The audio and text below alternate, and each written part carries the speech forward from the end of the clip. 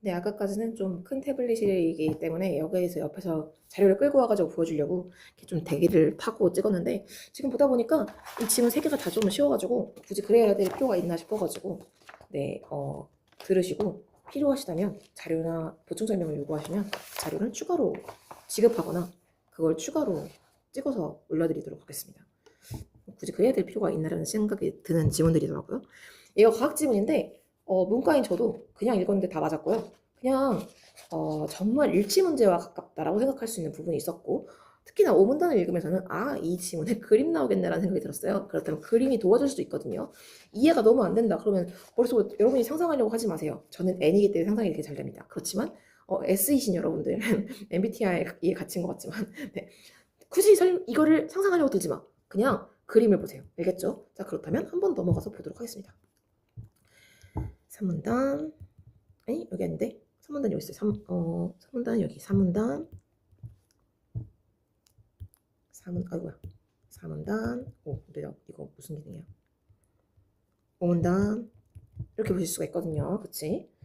같이 보도록 하겠습니다. 우라늄과 같이 무거운 원자핵이 중성자를 흡수하면 원자핵이 쪼개지는데 이를 핵분열이라고 한다. 자, 볼게요. 저는 이렇게 봤어요. 저는 완전 문과생이니까 이거 전혀 모른다고 사실 몰라요. 그치? 모른다고 전제하고 우라늄과 같이 무거운 원자핵. 우라늄이 무겁나 봐요. 여기까지 봐죠. 원자핵 플러스 중성자가 되면 마치 5 같네요. 플러스였는데 원자핵이 쪼개진대요. 자, 그렇다면 원자핵이 중성자를 흡수하면 원자핵이 쪼개진다. 이걸 핵분열이라고 한대요. 이게 분열하면 많은 에너지와 함께 중성자가 나오고요. 이게 또 부딪히면 또 핵분열이 일어난대요. 이렇게 핵분열이 계속되는 것을 핵분열 연쇄 반응이라고 한대요. 그렇구나. 이때 막대한 열이 생기고요. 이게 증기를 만들고요. 그 힘으로 터빈을 돌려가지고 전기를 생산하는 방식을 원자력 발전이라고 한대요. 그렇구나. 핵분열 연쇄 반응으로 만들어진 에너지를 터빈에 전달하기 위해서는 그러면 원자로가 필요하대요. 원자로에서는 핵분열로 인한 상당한 열이 발생하는데 원자로 구성 요소가 손상될 수 있대요. 그럴 수 있겠네요.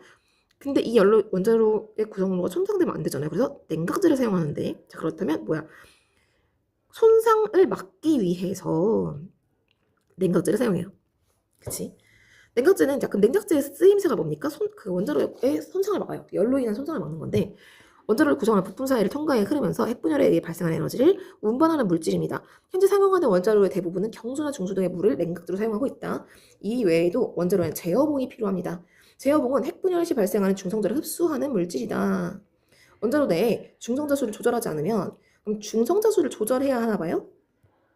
핵분열 가속이 비압폭수적으로 늘어나면서 핵연료 소진을 가속화할 수 있으므로 제어봉을 통해 핵분열 반응 속도를 조절한다. 제어봉이 하는 일, 핵분열 반응 속도를 조절한다. 자, 그런데 이때 핵분열 반응이 느리게 일어나게 하는 거, 계속 일어나지 는 속도를 줄이는 거. 자, 그래서 이렇게 보실 수가 있겠습니다. 자, 왜요? 그렇게 기하급수적으로 늘어나게 되면 핵연료를 빠르게 소진할 수 있기 때문에 늦추려면 덜 일어나게 한다라는 거죠. 속도와 소진이 관련이 있구나라는 것을 알 수가 있는 부분. 제어봉과 연결된 부분 넘어갈게요. 원자력 발전 시스템 이렇게 쭉 진화해왔대요. 근데 여기서는 이제 3세대와 4세대만 나옵니다. 근데 달리 끊을게요. 자, 냉각제로 물을 사용하는 3세대, 다양한 물질을 사용하는 4세대. 그치? 여기다가 이렇게 해야겠다. 4세대가 이제 용융염, 이 발음이 어려워요. 용융염 원자로. 냉각제와 핵연료를 일체화된 용융염 현재. 발음이 너무 힘들어. 자, 용융염 형태라는 것은 뭐냐면 일체화야. 냉각제와 핵연료가 일체화됐다. 소형화가 가능하다. 사실 다른 이해할 필요 없고요. 키워드만 다 연결하시면 돼요. 보시면 어떻게 연결하시면 될 것 같냐면요. 이렇게 하시면 될 것 같네요. 냉각제로 물을 사용해요. 3세대. 그리고 얘는 다양한 물질을 냉각제로 사용해요. 그리고 냉각제 핵연료를 인체화된 용융염 형태고요. 소형화가 가능하다. 이렇게 체크해 주시면 될 것 같습니다. 넘어갈게요. 3세대 원자로는 고체 핵연료를 사용하며 고체 핵연료 사용해요. 그치? 분리되어 있어요. 그리고 그 때문에 3세대 원자로에서는 매우 낮은 확률이라 할지라도 냉각제 상실이나 유실 사고에 따른 노심 용융 사고가 발생할 가능성이 있어요. 노심은 핵연료가 핵분열 반응을 일으키는 자, 이거는 노심의 정의니까 체크해 주시고요. 녹아내리는 용융 사고가 발생하면 원자로 파손돼요? 이럴 수 있어요. 자, 원자로 파손될 수 있다. 아까 위에 나왔었죠, 그치? 하지만 세모 4세대 원자로 아니 용융형 원자로는 최소화할 수 있어요. 안 일어난다고는 안 했습니다. 최소화할 수 있다. 소금과 같이 알칼리 금속과 할로겐 원소가 화학적으로 결합한 것을 염이라고 하는데, 자, 이렇게 체크를 좀 하겠습니다. 염, 이게 뭐냐면요. 이렇게 알칼리 금속과 할로겐 원소가 이렇게 결합한 거. 용융염 원자로는 고온에서 액체로 존재하는 용융 상태의 염을 냉각제로 사용한다. 액체로 존재하는, 그치? 자, 그러니까 지금 차이가 나왔죠? 고체냐 액체냐가 나왔고요. 그치? 해결료를 냉각제인 용융염에 녹여서 사용하므로 냉각제와 해결료가 분리되지 않는다. 지금 차이점을 제가 체크를 하고 있거든요. 보시면 지금 여기 있는 거랑 여기 있는 거랑 차이가 있고요. 그치? 이거 액체고 고체고 차이가 있죠. 이렇게 보신다면 이거 아니고 따라서 세모 냉각제의 상실이나 유실에 의한 사고가 일어날 수 없다. 자, 없다네요. 자, 이거 아까 여기 여기는 작은 확률이지만 있다고 했거든요. 그치? 어딨냐? 여기 아주 작은 확률이지만 있다. 여기는 일어날 수 없다. 또한 노심 속의 해결료 용융염이 외부로 누설되더라도 될 수 있어요. 그치? 대기압에서 녹는 점을 가지기 때문에 상온에서 고체화되어 방사능 외부 노출을 억제할 수 있다. 자, 이렇게 볼 수가 있겠습니다. 차이점입니다. 이런 것들은 1치문제 나오면 여기서 찾으셔야겠죠. 그러면 여러분들은 수능장에서 색깔을 쓸 수 없기 때문에 여기서 빡세게 여기다 그을게요. 그러면 앞과 뒤를 나누세요. 그러면 정말 본능적으로 앞에 있었던 거냐 뒤에 있었던 거냐 가지고만도 일치를 풀 수가 있어요. 시간이 없을 때는. 넘어갈게요. 또한 액체 해결료는 자, 액체 해결료 뭐였죠? 요거였죠. 고체 해결료에 비해 요거였죠. 온도 증가에 대한 부피 팽창률이 더 크기 때문에 자, 이게 특성이에요. 온도 증가에 대한 부피 팽창률이 크다. 용융염 원자로 이거는 이거. 온도가 증가함에 따라 액체 해결료의 부피 팽창률을 통해 노심의 출력을 자동으로 조절할 수 있다는 장점도 있다. 자, 그렇고요. 비정상 운전 및 사고 상황에서 액체 해결료의 온도가 상승하면 이렇게 된대요. 자, 이거는 저는 이렇게 할래요. 액체 해결료 온도 상승, 밀도 감소. 그럼 중성제 핵분열 확률을 감소시키고 출력을 떨어뜨려요. 자, 이렇게 된다고 전 체크하겠습니다. 수업할 때 제가 화살표 긋는 거 한번 보신 적 있으시죠? 결국 용융염 원자로의 출력 변화는 냉각제 온도를 통해서 조절이 가능하다. 냉각제 온도를 통해 조절 가능. 핵분열 반응 속도를 제어하는 제어봉이 필요 없다. 저 제어봉은 3세대에만이라고 볼 수가 있겠습니다. 그러니까 지금 뭐예요? 다시 돌아갈게요. 여기 보면 제어봉을 통해 핵분열 반응 속도를 조절한다 했잖아요. 근데 용융염 원자로에서는요. 냉각제 온도를 통해서 출력 변화를 할 수 있기 때문에 제어봉이 필요 없다라고 볼 수가 있겠습니다. 그럼 제어봉이 그려져 있다 3세대겠죠. 용융염 원자로 구조를 단순한 노심, 펌프, 열교환기, 동결밸브, 배출 저장 탱크. 자, 요걸 보고 전 뭔 생각을 했냐면요. 아, 그림 있는 문제 나오겠구나 생각했어요. 넘어가면 진짜로 나옵니다. 짠! 그쵸? 여기 아까 나온 것처럼 제어봉 없죠. 이거는 4세대입니다. 넘어가서 노심의 해결로 용융염은 펌프를 통해 노심 내부를 순환하게 되는데 이때 노심 내부를 순환하는 용융염의 열은 열교환기를 통해 노심 외부로 이동한다. 그러니까 노심 내부를 순환하던 열이 열교환기를 통해 외부로 이동한다. 열교환기의 역할을 알 수가 있겠죠. 열교환기 연대로 양쪽에 설치된 관으로 관 내부에는 해결료 물질이 배제된 자, 저 여기다가 체크 좀 할게요. 여기다가는 다른 색깔로 체크를 좀 하겠습니다. 왜? 되게 중요한 부분이에요. 관 내부에 배제된 용융염이 흐르고 있다고 배제된이란 말 굳이 왜 나왔을까요? 보통 용융염은 해결료가 배제되지 않아 있잖아요. 그치? 그런데 용융염에서 해결료 물질이 배제되어 있다. 그렇다면 어느 부분에 흐르는 것과는 다른 거라는 얘기야. 그치? 관 내부의 용융염이 노심 내부를 순환하는 용융염의 열을 전달받아 발전기를 이동시키게 되는데 열교환기는 노심 속의 용융염과 경계만이 맞닿을 수 있도록 설치하지만 열교환기 내부의 용융염과 노심 내부의 용융염이 서로 섞이지 않도록 분리해야 되는 이유가 뭘까요? 다른 거니까. 무슨 얘기인지 이해되시죠? 일종의 방사능 물질의 외부 유출을 원천적으로 차단하면서 에너지만 전달할 수 있기 때문이다. 자, 이렇게 체크해 주시고요. 동결밸브는 원자로 하부에 설치되어 이를 개방함으로써 해결료 물질이 포함된 용융염을 노심에서 배출 저장 탱크로 방출할 수 있다. 동결밸브는 전기가 공급되고 있을 때 폐쇄되어 있어요. 그치? 용융염 배출 방지하지만 전기 공급이 끊기면 수분 내 개방된 현열료 용융염이 배출 저장 탱크로 쏟아지게 한다. 동결밸브의 개방을 통해 용융염 원자로의 운전을 정지할 수 있다. 자, 그러니까 동결밸브의 역할이 뭐다? 정지야, 정지. 배출 저장 탱크 내 열을 제거하기 위해 내부를 관통하는 수많은 관이 설치되며 이 관은 공기물을 열 제거로 사용한다. 이 부분은요, 사실 이해를 크게 하려고 하지 않아도 돼요. 왜? 문제 풀 때 다시 오세요. 넘어가겠습니다. 윗글에 설명으로 가장 적절한 것으로 바로 넘어가겠습니다. 보시면 얘는요 지금 답이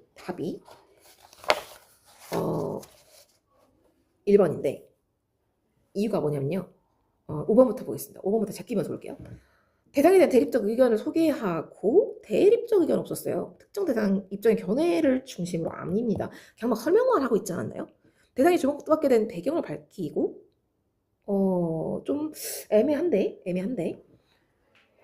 대상에 빗대어 기술적 원리를 설명하고 있다? 자 보시면요. 이 문단에 나오긴 합니다.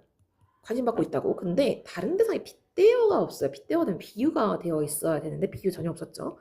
대상의 구성 요소를 기능에 따라 분류하고 뭐 분류를 했어요. 그치? 각기의 장단점이 나오지는 않았습니다. 대상 발전 통시적으로 제시한다. 일부 그렇다고 볼 수는 있겠죠. 3세대와 4세대를 얘기했으니까.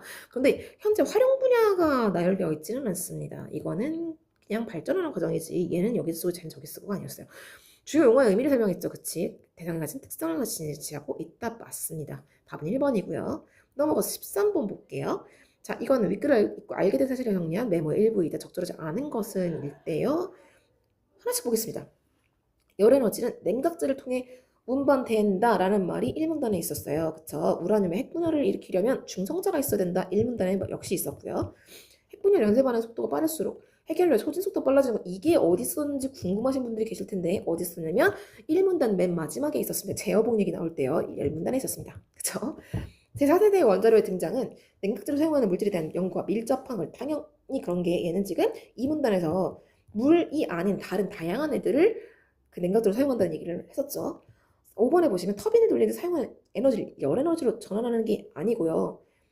그치로 증기를 만든다고 했잖아요. 그치? 그래서 얘는 열 에너지로 전환하면 안 됩니다. 답은 5번이에요.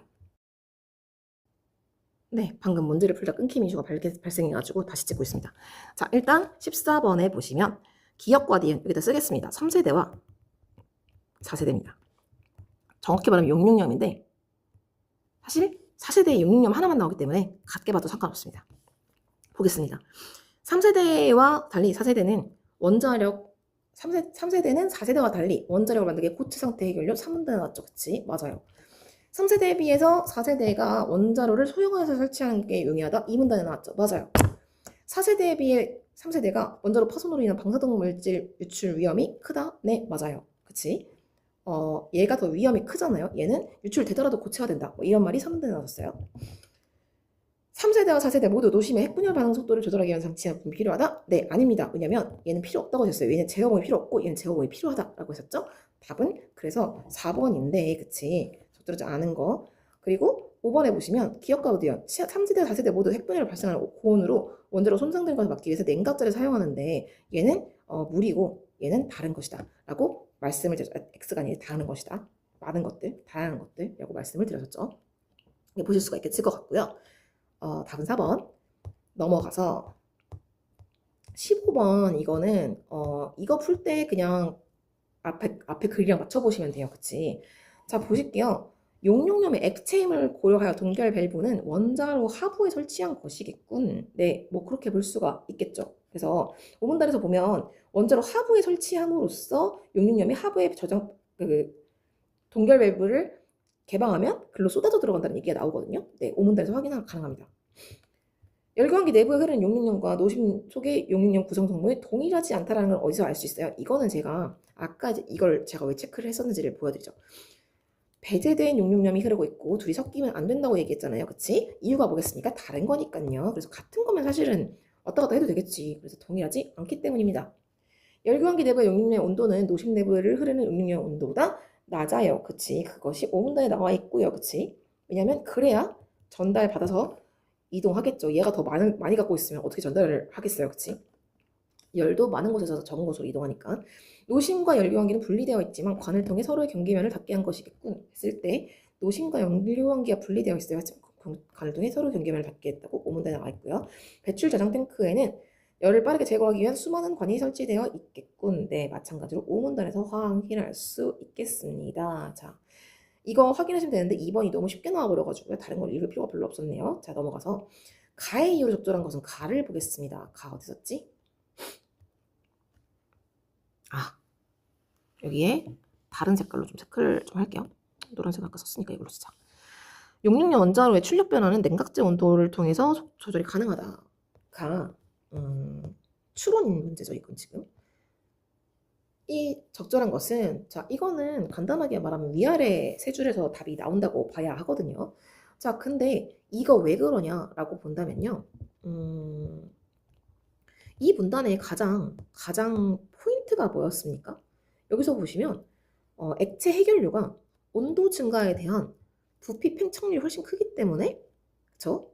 얘가 결국 666 원자로의 출력 변화가 냉각제 온도를 통해서 조절이 가능하다라고 말을 했었습니다. 그래서 이게 무슨 얘기냐? 부피가 팽창할수록 어떻게 되기 때문이에요. 부피가 팽창할수록 부피 팽창률, 얘는 높아질수록 밀도가 감소하기 때문에 얘가 가능하다라고 말씀을 드릴 수가 있지 않을까요?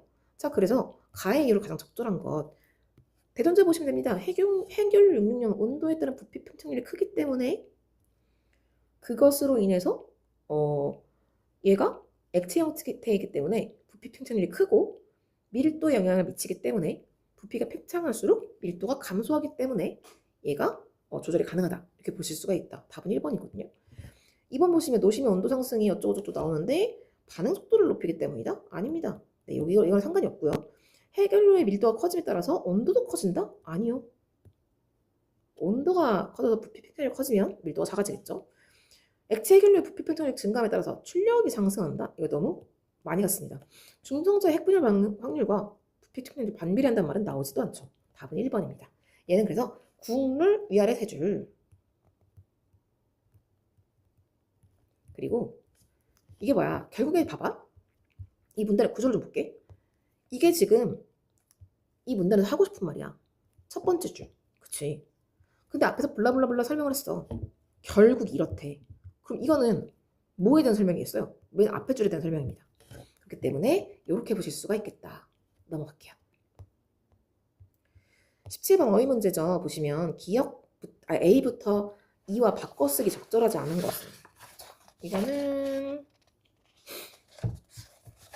제가 책을 보고 여러분들이랑 넣어서 봐야겠네요. 아, 너무 더럽게 풀었다. 찾아야겠지. 내가 색깔을 다른 걸로 칠한 다음에 손상될 수 있다. 그리고 또 있죠? B가 어딨냐? C는 찾았는데 B가 안 보이네. B 누설되더라도 억제할 수 있다. D가 어디 있을까요? D 배제된 E 방출할. 색깔을 너무 비슷한 거랬네. 한번 넣어보도록 하겠습니다. 넣어보면 답이 나오거든요. 바로 나오거든요. 자, 일단은 원자력의 구성 요소가 망가질 수 있다.